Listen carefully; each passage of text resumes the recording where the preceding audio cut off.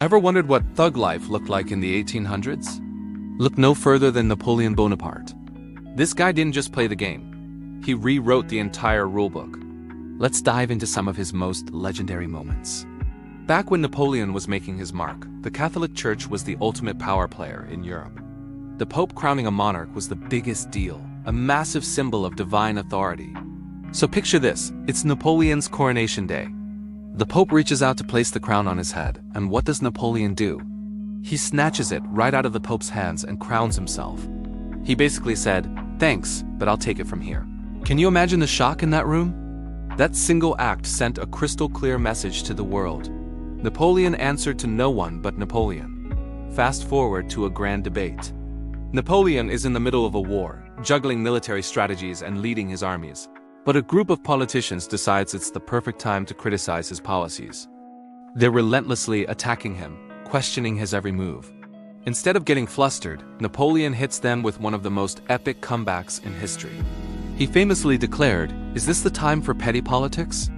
All authority is in the throne." And what is the throne? This wooden frame covered with velvet? No.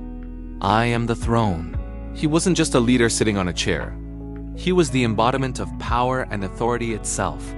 That line shut everyone down. But the most incredible story has to be his return to France in 1815. After his exile, King Louis XVIII sent 1,000 soldiers to stop him, 1,000 armed men against one. When they finally confronted him, Napoleon didn't flinch. He walked towards them, completely alone, ripped open his coat to expose his chest, and boomed, "Soldiers! If there is one among you who wants to kill his general, his emperor ... here I am."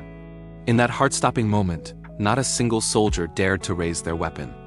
Instead, the entire regiment switched sides, chanting, "Vive l'Empereur." He turned an army sent to capture him into his personal escort, all with the sheer force of his personality. Now that's what you call a power move.